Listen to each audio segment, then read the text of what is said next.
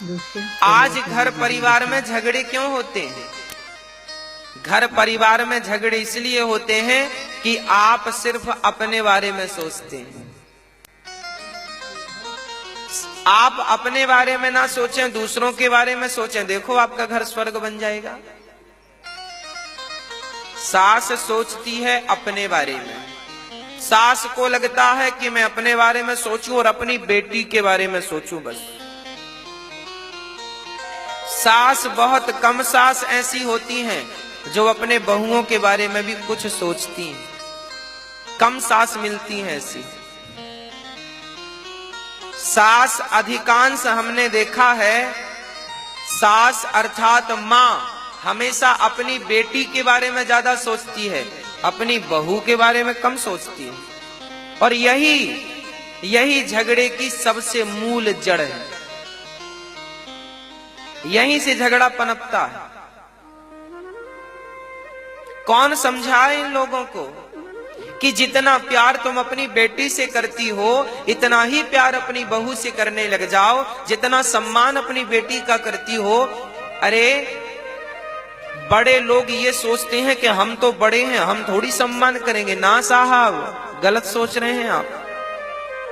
बड़ा वो नहीं है जो सबसे सम्मान कराए, अरे बड़ा वो बनता है जो सबका आदर करे, सबका सम्मान करे। जितना सम्मान अपनी बिटिया का करती हो इतना सम्मान अपनी बहू का करोगी तो आपके घर में कभी झगड़े नहीं होंगे, और हो जाए तो गारंटी हम लेते हैं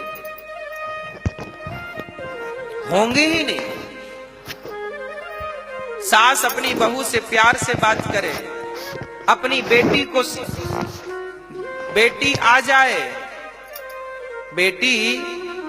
आ जाए मायके तो माँ उसके लिए अचार भी बांधती है, घी भी बांधती है, ये भी ले जा, वो भी ले जा, सब ले जा।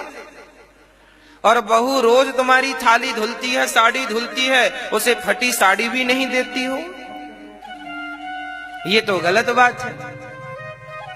ऐसे में तो फिर कहेगी बुढ़िया आने दे, अब देख तेरी बेटी सेवा करती है कि मेरा नंबर आएगा पानी नहीं दूंगी तुझे, मांग लेना अपनी बेटी से, बड़ा बेटी बेटी करती रहती बुढ़िया। फिर बहुएं बदला ले लेती हैं, फिर सासें रोती हैं बहू सेवा नहीं करती।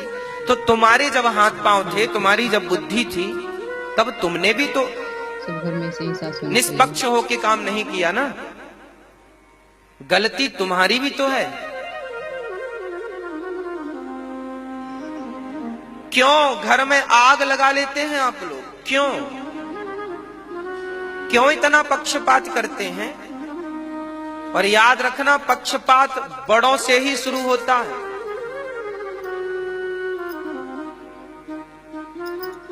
बेटी से एक एक घंटा बात करती हैं सासू माँ, बेटी क्या चल रहा है, सब ठीक है, और बहू से हाल चाल तक नहीं पूछती कि जिंदा होके मर गई।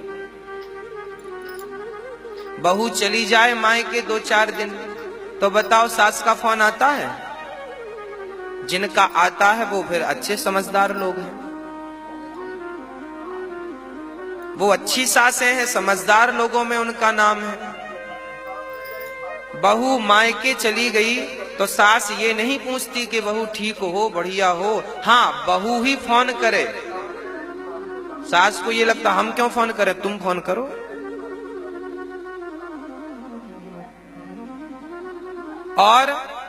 और वहां बेटी को रोज बात करेगी सासू मां, बेटी ठीक हो, बढ़िया हो। अरे भाई, बेटी का हालचाल लेना बुरा नहीं है, तो थोड़ा बहू का भी ले लिया करो, बहू को अच्छा लगेगा। फिर बहू आपकी सेवा करेगी, आपके बुढ़ापे की हमें चिंता है, इसलिए हम ये बातें बोल रहे हैं आपको। थोड़ी सी गलती से अपना बुढ़ापा ना बिगाड़ लेना।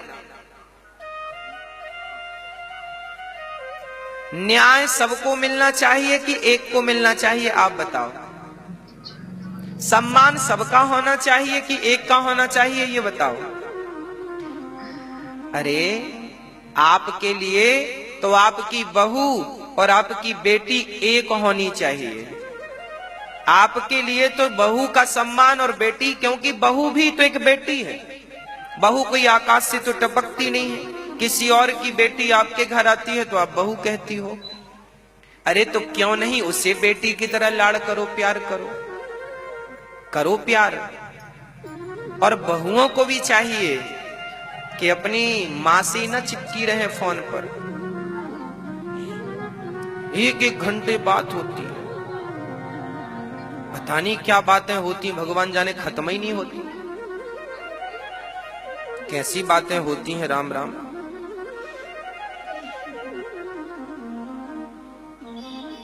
बेटी अपनी मां से बात कर रही है, बेटी अपनी मां से तो बात करती है पर सासू मां से बात करने का समय नहीं।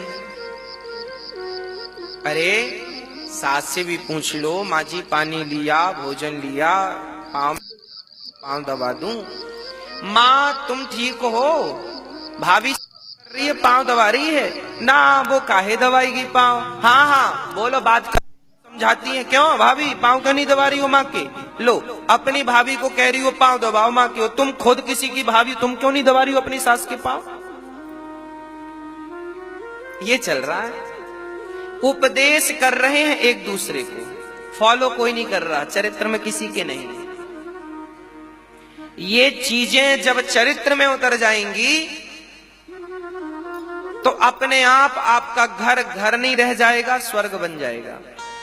जहां सुमति तहां संपत्ति नाना, जहां कुमति तहां विपत्ति निदाना। सास को भी समझदार होना चाहिए और बहू को भी समझदार होना चाहिए। घर का हर सदस्य समझदारी से यदि भगवत चिंतन करता हुआ अपना जीवन यापन करे तो कभी झगड़े लड़ाई जैसी समस्याएं पैदा